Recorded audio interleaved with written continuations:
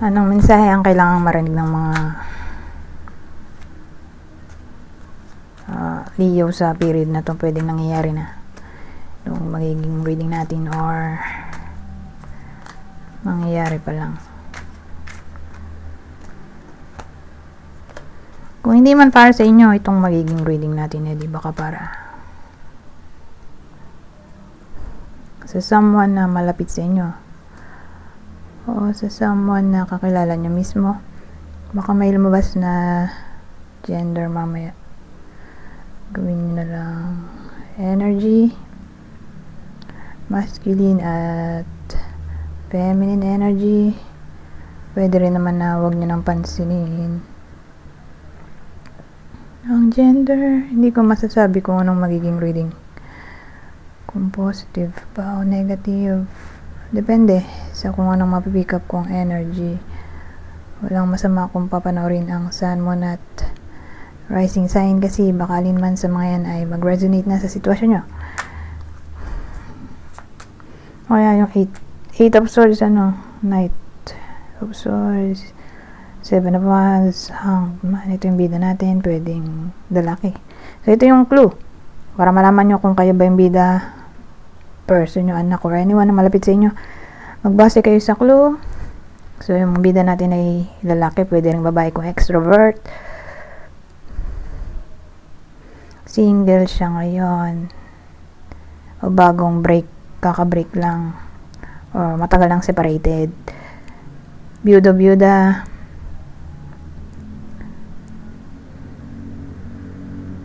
Ano nga ba yung naisip? Kalimutan ko to na. Byuda. Ex-partner. 26 to 39 years old. Wala pang 40. O, ayan. 8 of Swords. Ano yun?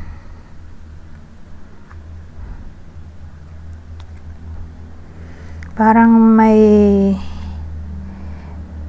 balakid sa topic ng new relationship. Single to eh.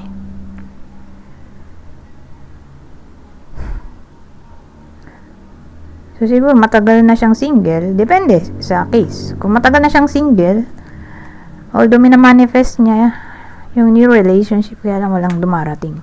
Or kung may dumating man, din niya type. So ganyan yun yung balakid. Ayun. Kung ang minamanifest ng iba sa inyo ay reconciliation sa ex, so ang dating hindi mangyari-yari. May balakid nga doon eh sa 8 of Swords.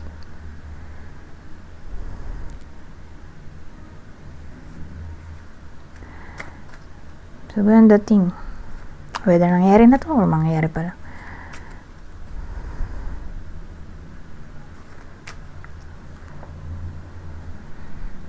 Ano ba tong 7 of Wands?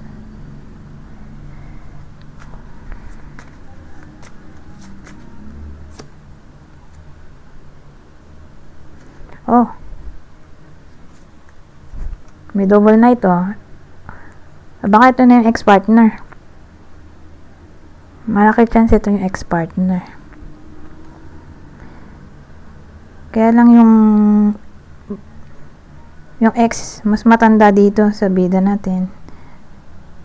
Lalo na siguro kung yung ex ay babae.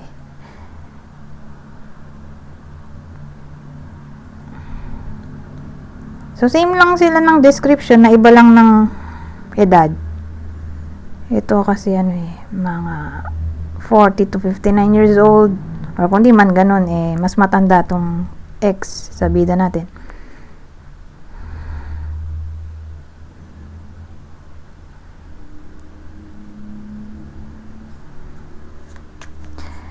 Kaya lang itong ex 7 of Wands, naka-defense mode. Ayaw yata niya. Ayaw niya makipagbalikan dito sa bida natin. Kaya siguro may balakid dito or obstacle sa 8 of Swords towards manifestation noong new relationship or reconciliation sa babaeng to, sa ex. So again, feminine na lang para hindi tayo magkalituan. Feminine energy at masculine energy. Marami kasing gender ngayon eh. So para di tayo malito. Feminine energy, ito yung masculine energy. Yung masculine energy yung bida natin. Ito yung ex niya. Naka-defense mode siya dito, or for some reason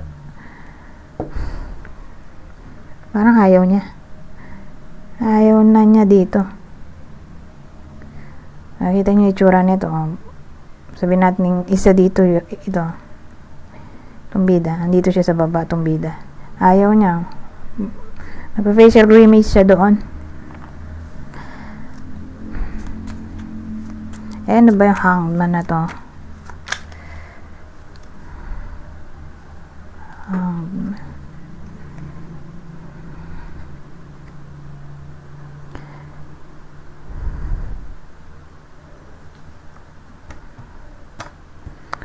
Well, ang dating sa akin,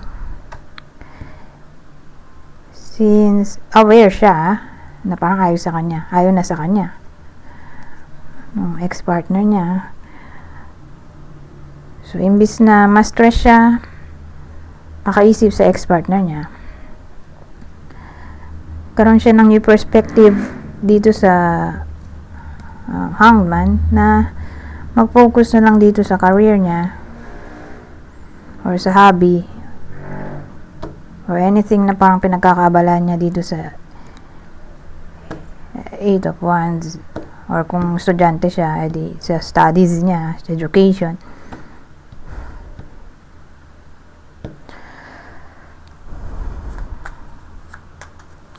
So, ano pang future outcome nito bukod dito sa focus siya sa career or education?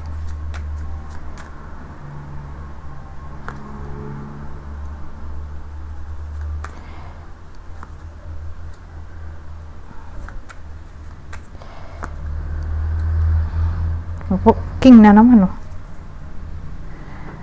Pero energy niya to eh. So, nag-level up yung Knight to King. Pero wait lang. Ano ba to? 3 of Cups. Oh, 3 of Cups. The Devil. King of Swords. Pero since nandito sa dulo yung King of Swords, so may clarity dito.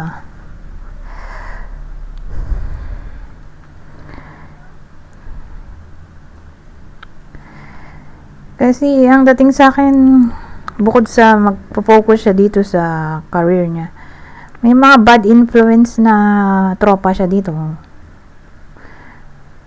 Na baka hikayatin siyang gumawa ng kung ano-anong pleasurable na toxic. Pero tingin ko hindi niya i-entertain dahil nandito tong King of Swords at siya yung nasa dulo.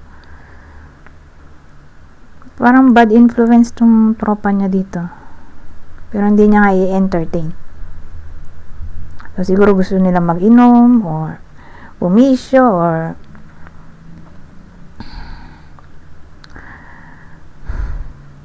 tawag dito, mga babae, manlalaki, depende kung ano bang gender nitong bida natin. Or gumamit ng pinagbabawal na something.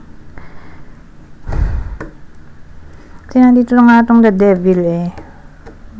Ito yung card ng toxicity. Pleasurable pero toxic sa health. Pero again, wise siya dito or clear ang mind. Kaya hindi siya magpapa-impluwensya sa mga taong nakapaligid sa kanya. So, okay, probably tropa niya to. Itong mga to na parang bad influence.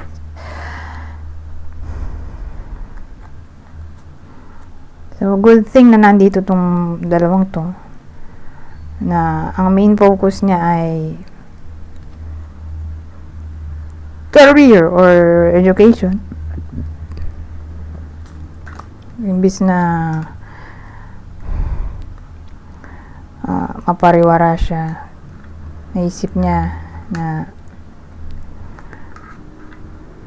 focus na lang sa career or education. Teka, ano ba yung nauna? Ito pala.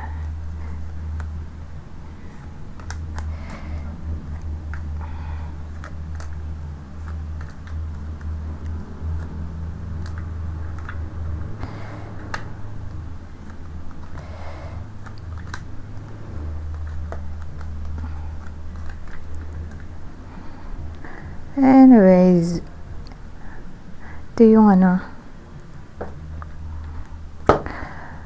possible zodiac sign ng partner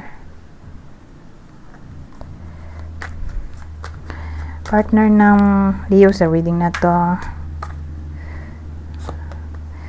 Kapwa niya Leo, Capricorn, Aquarius, Libra. Ngayon, kung tingin nyo ay para sa kakilala nyo yung reading, dito ang possible zodiac sign niya. Kakilala o idol, Libra, Taurus, ito Aquarius,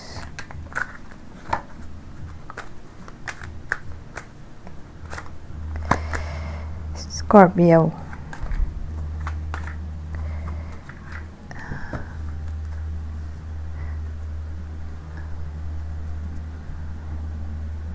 May isa pa tayong clue. Ito. Yung clue natin pwedeng tumama sa inyo, sa person nyo, malapit sa inyo, or anyone na sabihin natin idol nyo. Pwede rin kasing sa idol to. So, may awareness tungkol sa witchcraft.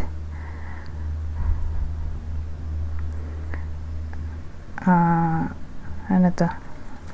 O baka witch din. Pero hindi ako witch I mean, witchcraft or witch talaga. Or parehas silang witch. Depende. Ito black ang buhok. Green eyes. So, whether natural yan or contact lens or baka foreigner to. Maybe foreigner.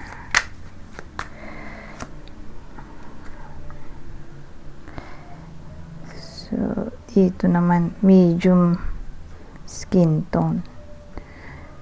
Hindi maputi, hindi maitim, sakto lang. So, more like tan, olive skin. Ay, basta ganyan yung balat, ha?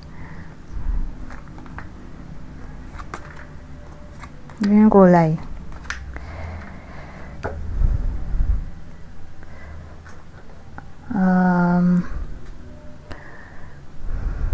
Ano ba? Dito. Ibang senaryo.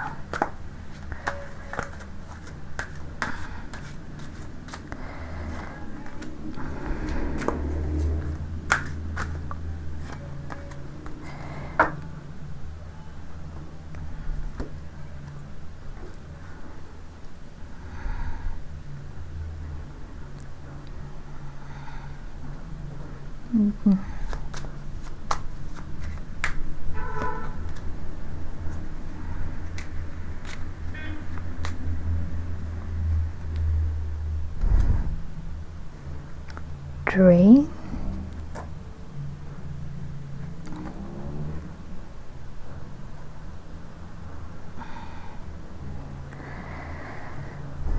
Preparation prayer. Sacred ritual. Ito, wisdom, power of the divine. Book.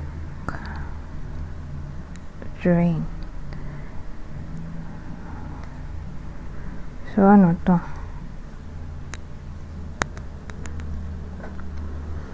Ang dating sa akin, may iba sa inyo, nagagamit ng witchcraft, spell, or anything na may kinalaman sa magic para ma-manifest.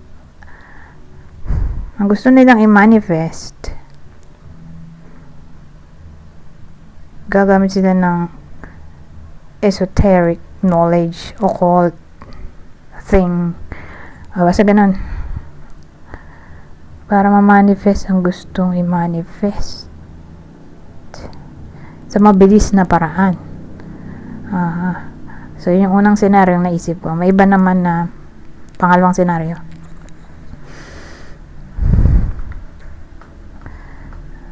Ano nga ba to? Pangalawang senaryo.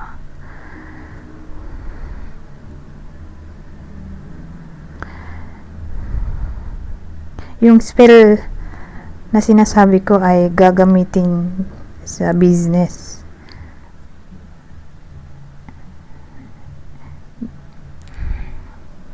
Business or trip. Yun yung, teka lang. Karugtong lang din pala to nung unang senaryo. Minamanifest kasi dito yung business trip or lumago ang business. Or kung walang kinaman sa ganun, di depende sa kung anong wish ng iba sa inyo. Pero ang dating gustong mangyari agad, nandito kasi ito. Fast movement. Yan yung pangalawa.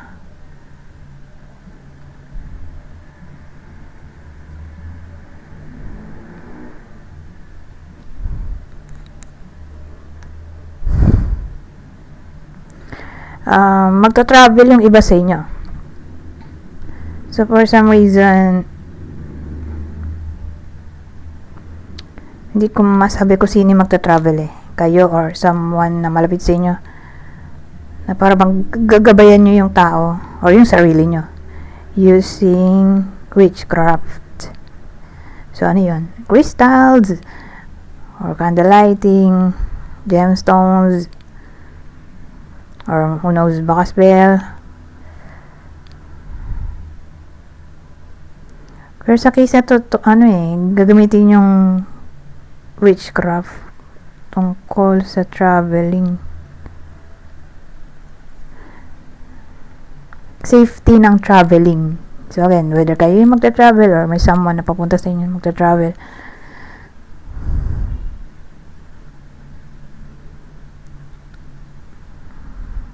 or ganun dating. Anyways,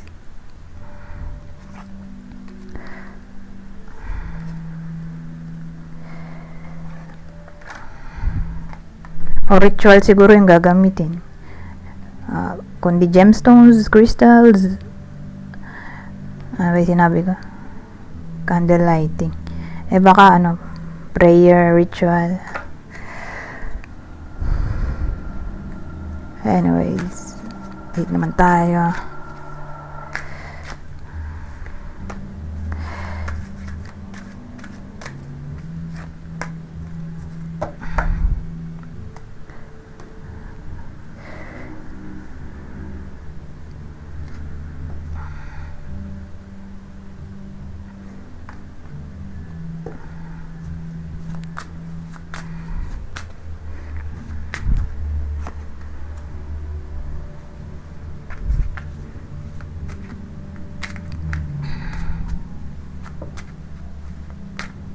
Ano kaya to? Patience, stillness. So, patience, stillness, compensation, perseverance. Tapos, bring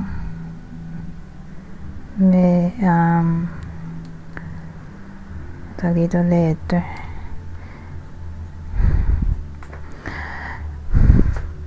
Sabihin natin nag-a-apply ang iba sa inyo. Whether nangyayari na to or mangyayari pa lang. Kaya lang kasi hindi madali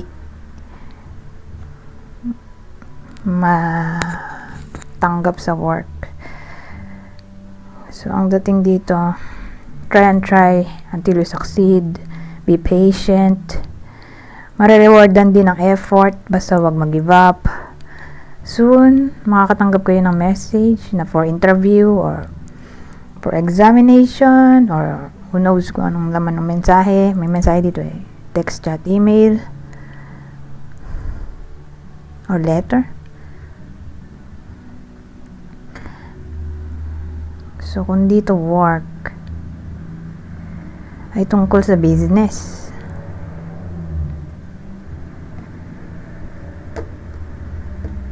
Pwede rin dito yung sponsorship, deal, may kinalaman sa contract, partnership.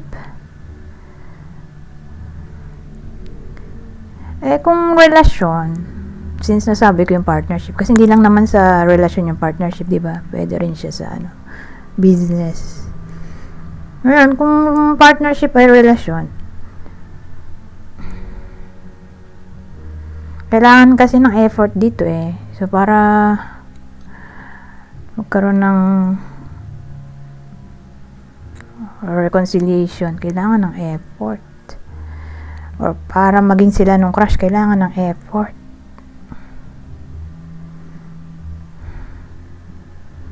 So, soon makaka-receive nga ng mensahe.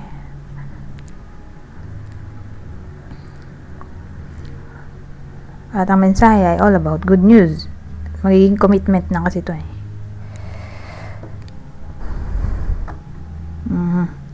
So, again, ganun dating sa akin, ha?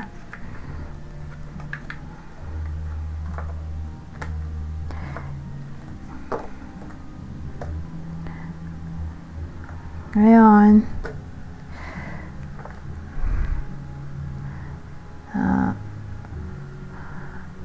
lagay din ba tayo ng clue since nasabi ko yung partnership. Kung ex, ipapursue yung ex kasi kailangan ng effort. Kung gusto pa, then possible partner, possible ex-partner, Leo, Kapwa-Leo, Aquarius, Leo ulit, Kauri, specifically Kauri, Leo, dumoble yung Leo, tas Aquarius. Ngayon, ano yung isa? Crush. Kailangan importan yung crush para maging sila. Capricorn, Pisces, Sagittarius.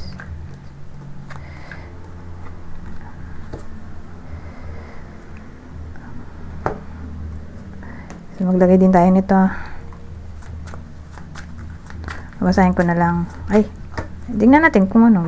Babasahin ko na lang ba or mag-explain. Sige, tingnan natin. Lalaki. Minsan madali lang na maintindihin kaya wala na explanation. So, siguro yung lalaki mataba. So, pwedeng tumama sa inyo yung clue sa crush nyo or ex-partner.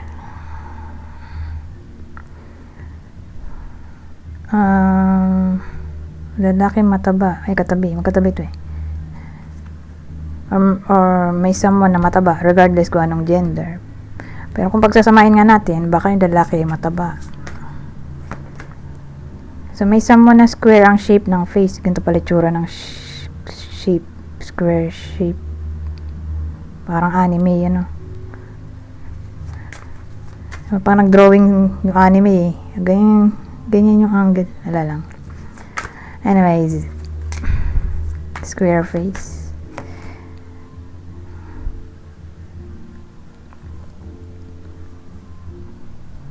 Ito, may someone na mahilig magkulay ng buhok, hindi itim. Fun colored hair. May nagpapakulay ng buhok. So, again, yung clue natin, pwedeng tumama sa inyo. Sa ex-partner, crush, or kakilala, kung sakaling sa kakilala nyo tumama yung reading. Pero yung kakilala, hindi ko nasabi dito, Ito, possible kakilala, ha? Zodiac sign. Pisces, Sagittarius, ito, Neptune, Pisces ulit, specifically, Pisces, Sagittarius, ito lang din yun, Umulit, Sagittarius, Pisces, ito rin yun, Pisces, Sagittarius. Anyways, dito tayo mag-e-end. Babasahin ko na lang yung part na yan. Kunin nyo lang yung mensahe na sa tingin nyo ay fit sa sitwasyon nyo. General advice at prediction na to sa period na to.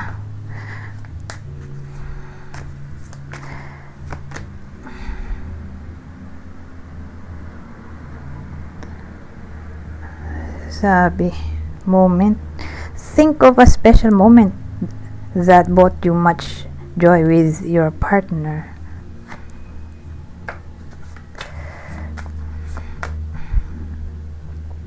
Ito, past lives. We reunite with our loved ones over and over again through many different lives. At ang uli.